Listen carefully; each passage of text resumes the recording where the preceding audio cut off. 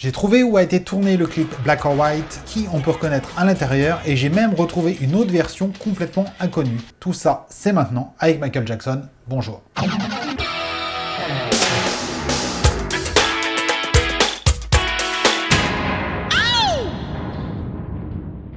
Énorme clip de 1991 réalisé par John Landis, 2 parties, plus de 11 minutes, Michael Culkin qui fait du air guitar dans sa chambre, un père de famille envoyé à l'autre bout du monde, et on traverse la savane africaine, des danses anciennes, une tribu cheyenne, la banlieue métropolitaine, du folklore d'Ukraine, de la musique urbaine, des prises de vue aériennes, des morphings par dizaines.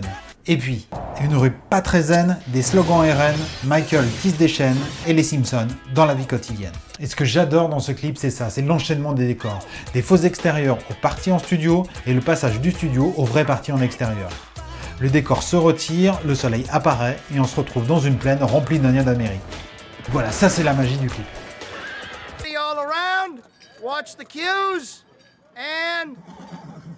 Cette scène a été tournée juste au nord de Los Angeles, dans le parc naturel de Vasquez Rocks, et c'est en rétractant des tissus diffuseurs en fait, que l'effet est si réussi. En fait, tout le clip a été tourné dans la région de Los Angeles, presque intégralement en studio.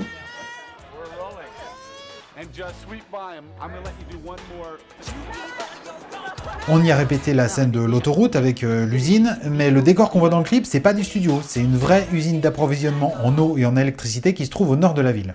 Des cheminées en carton ont été disposées pas trop loin de la caméra, et avec l'effet de perspective, elles paraissent énormes. Et au premier plan, 50 cascadeurs ont été engagés pour frôler à 80 km/h Michael Jackson et sa danseuse. Et dans les autres figurants des clips, on voit cette fille aussi qui tire la langue. Vous savez qui c'est? Eh ben c'est le top modèle Tyra Banks, en fait, qui deviendra super célèbre par la suite. On la verra plus tard dans le clip Too Funky de George Michael, et c'est elle qui essaiera d'avoir le dernier mot face à Will Smith dans une scène culte du Prince de Bel-Air.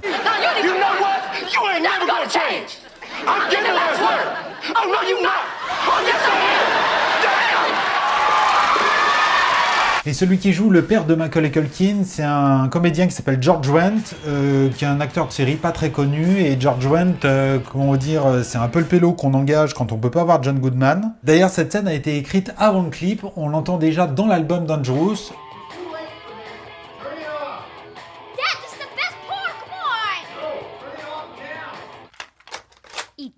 Mais cette scène avec le mec qui joue de la guitare et qui se fait éjecter par le son de l'ampli, ça me rappelle autre chose. Ça me rappelle Retour vers le futur en fait, le tout début du premier film, quand Marty McFly arrive et sort sa guitare.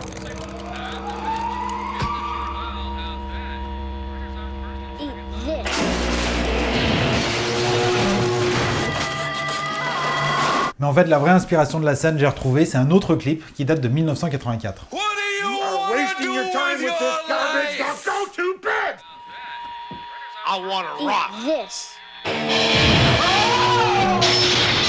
Mais de toute façon, le père qui gueule après son fils qui fait trop de bruit dans sa chambre avec sa guitare, c'est une situation qu'on retrouve dans plein d'autres films, jusqu'à une comédie musicale qui date de 2006.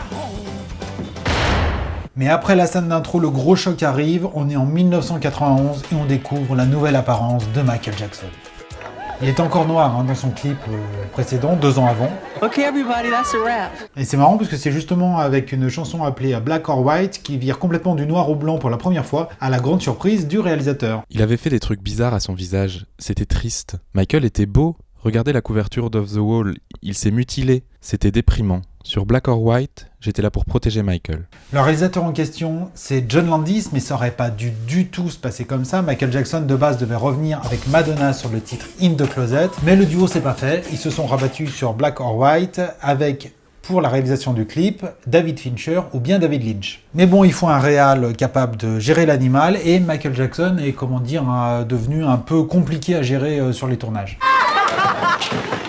En plus, vu le teaser pas ouf que David Lynch vient de réaliser pour l'album Dangerous, le producteur Propaganda Film se retourne vite fait vers une valeur sûre, John Landis, le réalisateur de Thriller en 82.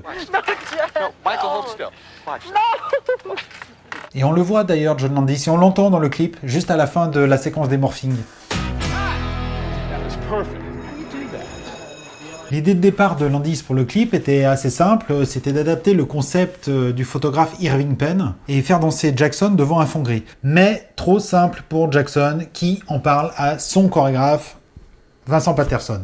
Michael n'était pas content du concept présenté par John Landis. Il m'a appelé dans sa loge et lui et moi avons retravaillé le clip avec cette idée de le mettre, lui et sa danse, dans des mises en scène fantastiques. Nous avons eu l'idée d'emprunter les danses de différentes cultures. Et voilà comment d'un concept plutôt sobre et arty, on passe à un clip un peu foutraque, zapping du monde entier, un peu à la façon It's a Small World. Black or White devient finalement ce gros délire postmoderne, hein. On te prend de la danse et des costumes ukrainiennes pour te les foutre en Russie, et on te mélange tout ça avec des références cinématographiques de la pop culture américaine, Retour vers le futur, mais pas seulement. On peut reconnaître E.T. et on peut même reconnaître les ombres des Gremlins sur les murs. Bref, l'écriture du projet échappe un peu à John Landis, hein, qui fera plus que réaliser techniquement en essayant de driver tant bien que mal Michael Jackson. Michael has a very strong sense of responsibility, a strong sense of showmanship. Ce clip, c'est surtout le travail de Michael Jackson et Vincent Patterson. Et ils ont une autre idée super originale pour le milieu du clip, faire interpréter la partie rap par Macaulay Culkin, qui revient là, on sait pas trop comment, hein, mais l'histoire n'a plus aucune importance, c'est la cohérence totale. Bon, évidemment, c'est pas le gamin qui rappe, mais un certain LTB, totalement inconnu et dont on n'a plus jamais entendu parler, parce qu'en fait, c'est pas du tout un rappeur, c'est Bill Boltrell, l'arrangeur des chansons de Michael Jackson. C'est lui qui a fait Bad, qui a fait Earth Song, et il a fait plein d'autres titres pop, comme par exemple Like a Prayer de Madonna. Donc en fait, c'est lui qui travaille sur Black or White pendant 2 semaines, toutes les nuits, en l'absence de Michael Jackson, et qui ajoute dans la chanson, je cite, des tonnes de percussions, y compris des cloches à vache et des shakers, en essayant d'obtenir une sorte de groove swingy. Ah ouais. Ah ouais, mais on entend. En travaillant ensemble sur le titre, ils ajoutent une partie qui s'appelle Heavy Metal, et Boltrell dans son coin écrit et enregistre cette fameuse partie rap, qui normalement sera plus tard confiée à LL Cool J. Mais Michael Jackson revient en studio, il écoute, il trouve ça extraordinaire, il dit mais il n'y a plus rien à toucher, et finalement c'est cette version enregistrée par Boltrell qui figure dans la version finale de la chanson. Mais les enfants qui entourent Culkin à ce moment-là du clip, par contre, c'est un vrai groupe de hip-hop de l'époque qui s'appelle Another Bad Creation, et bon, dont on n'a plus jamais entendu parler non plus. Mais la grande idée qui a marqué l'histoire du clip, c'est le morphing. L'idée de fond est méga simple, il n'y a pas de différence entre les gens, toutes les races sont les mêmes, mais l'inspiration visuelle, en revanche, vient d'un vieux clip de 1985, Godley and Cream. Le principe de transformation des visages était déjà là. Les artistes ont expliqué avoir aligné les regards sur une même ligne en gardant la même distance entre les deux yeux. Mais bon, le tout était encore mélangé par des vieux fondus enchaînés. Mais c'est là, à l'automne 91, qu'arrive une technologie révolutionnaire remarquée dans une pub pour une voiture. La société qui fait ça s'appelle PDI, et elle invente d'ailleurs le mot morphing pour cette publicité. Alors pour le tournage du clip, c'est un peu plus compliqué, ils ont fait faire exactement les mêmes mouvements aux comédiens et ont transformé les morphologies via un algorithme.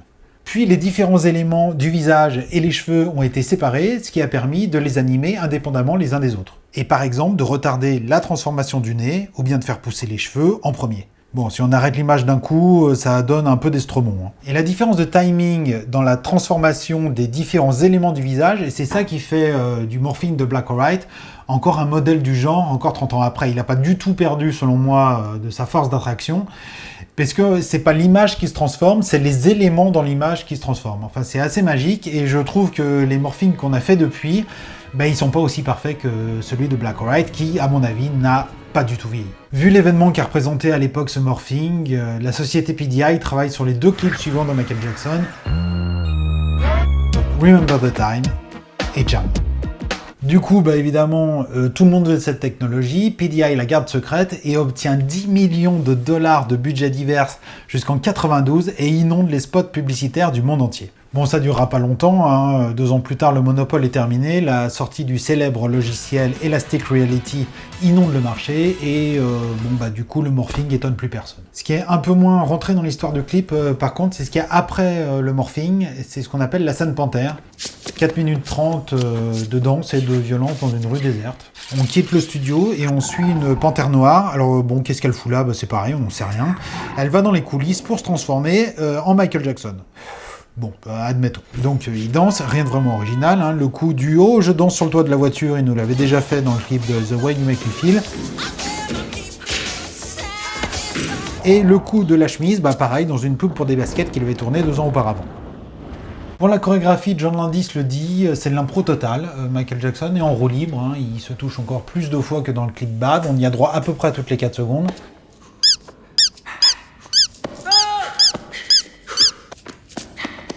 Ouais, il se lâche tellement que le réalisateur a dû le calmer un petit peu. He unzipped his Et à un moment fly donné, and reached his il hand. ouvre I sa went, braguette. cut! Il met sa I main. said, Michael, Et j'ai dit what the couper. fuck are you doing? Michael, qu'est-ce que tu fous? No, Il n'était no, pas fâché, I'm mais not moi j'ai dit shooting non, it. je ne filme pas And ça. so what we ended On a up fini par doing, if tourner, you see it, it's et actually regardez ce funny. qu'on a fini par faire, c'est He quand même assez does drôle. unzip his fly, but you know il what he baisse pas la does? braguette. He zips up his Mais vous savez ce qu'il a fait? Il a remonté la braguette. Dans ce qu'espérait John Landis en imaginant cette scène, c'était que Michael Jackson fasse un numéro de claquette. À l'époque, je lui disais « Mike, tu es un danseur si génial, montre-le !» Mais il a insisté pour exécuter les mêmes 12 mouvements que tout le monde aimait. Il maîtrisait vraiment les claquettes et on a filmé un merveilleux numéro. La seule chose qu'il en reste dans la vidéo, ce sont 2 pas avant qu'il ne brise une bouteille au ralenti. Il n'y a rien à faire, le clip part complètement en clochette. Autant la première partie, Michael dans les pays du monde, ça fonctionnait bien, c'était complètement Disney compatible. Autant là, on ne sait plus du tout ce qui lui prend. Il défonce absolument tout le décor et tout explose à la fin sans aucune raison. Mais en fait, ce qu'il faut comprendre, c'est que ce film, c'est 2 salles, 2 ambiances. Il fonctionne comme les 2 facettes de la personnalité de Michael Jackson. Côté pile, la paix et la fraternité. Côté face, la haine et la violence. Et cette séquence, de base, s'était vendue comme l'interprétation des instincts d'une panthère dans une danse. Mais ça a été compris au premier degré comme une simple incitation au vandalisme. Et les conséquences sont énormes, parce que le clip est diffusé le 14 novembre 1991 en simultané dans 27 pays, et c'est 500 millions de téléspectateurs qui le voient ce soir-là, et en font, pour l'époque, le clip le plus vu de l'histoire. Black or white, plus the history, the controversy, the sensation that is Michael Jackson. Dès le lendemain, bon évidemment, scandale absolu, les standards des chaînes de télé du monde entier explosent, la presse s'excite et MTV, entre autres, censure les 4 dernières minutes du clip. C'est la panique chez Sony Music et pour calmer le truc, dès le lendemain de la sortie, on a droit à un bon gros communiqué de presse. Alors chez nous, par contre, aucun scandale, puisque Internet n'existe pas encore et qu'il faut attendre 2 semaines après la sortie mondiale pour que Sacrée Soirée sur TF1 se décide enfin à programmer la première partie du clip vers 21h et la deuxième partie vers 22h quand les enfants sont couchés. Entre-temps, le clip est remonté et renvoyé aux chaînes, mais sans la scène du saccage de la voiture, et en 93 pour la sortie en VHS des clips, grosse manip, la maison de disques ajoute en surimpression des slogans racistes un peu partout. Et on peut noter que c'est plutôt bien fait techniquement d'ailleurs. Michael Jackson donc défonce symboliquement le racisme et hop hop hop, la scène devient comme par magie un hymne à la tolérance. On note au passage que la Black Panther qui lutte contre le racisme, ça rappelle des choses et du coup ça trouve vraiment un nouveau sens. Et au cas où malgré tout ça, on n'est toujours pas compris, ils ajoutent à la toute fin du film une phrase inspirée de William Hazlitt, le préjugé est l'ignorance. Sa vraie phrase étant, le préjugé est l'enfant de l'ignorance. Mais Michael et les enfants, c'est un autre sujet. Et Vincent Patterson, le chorégraphe, reviendra bien plus tard sur cette affaire. La controverse qui a découlé de la seconde partie du short film nous a blessés et nous a frustrés. La danse, les cris, les poubelles lancées à travers les fenêtres. Très souvent, Michael a créé ces situations sur le moment. Et Michael Jackson, en 1999, ne s'était toujours pas remis, pitchoun, de cette censure. Je me suis dit, je veux faire un numéro de danse où je peux exprimer ma frustration au sujet des préjugés, du racisme et de la bigoterie. Et quand je danse, je me laisse aller à cette colère. Je pense qu'à l'époque, les gens se souciaient du contenu violent de la vidéo. Mais c'est facile à comprendre. C'est simple. Bon, et avec tout ça, évidemment beaucoup de parodies, comme dans d'autres clips, comme celui de Genesis, où Phil Collins s'inspire beaucoup de la danse finale. Il y a aussi le clip du groupe Das Racist. La séquence du morphing, évidemment, est ce qui a été le plus repris, avec plus ou moins de réussite d'ailleurs, dans les séries, puisqu'on ne peut échapper au fléau Glee et au cartoon Garfield. Mais la vraie parodie, on la trouve à la télévision, dans l'émission américaine In Living Color. Mais la parodie la plus what the fuck, elle est française. L'émission s'appelle Sébastien c'est fou. Rien que le concept en lui-même, il est éclaté. Des filles à poil dès le générique, des célébrités qui se déguisent en célébrités, le public lui aussi déguisé mais qui tire une gueule d'enterrement, et Patrick Sébastien au milieu de tout ça qui fait tourner les serviettes. Et là, on a l'acteur Paul Prébois, 65 ans, qui exécute, c'est le cas de le dire, la chorégraphie de Jackson. Tout est à la française, hein, les décors, les effets spéciaux. Si vous avez le temps, je vous mets un lien. Allez lire les commentaires hallucinés des fans américains sous la vidéo. C'est du style, c'est quoi cette vieille tarlouse qui imite Michael? Enfin voilà, c'est encore plus drôle que la vidéo. Et avant de vous quitter, je voulais vous montrer une autre version du clip, très peu connue. Ça se passe dans le désert. En fait, c'est pour une publicité sortie uniquement au Japon, pour une télé Sony. Et voilà, j'aurais pu terminer sur une blackface ou un morphing genre... mais c'est complètement foiré. Allez, salut. That was perfect.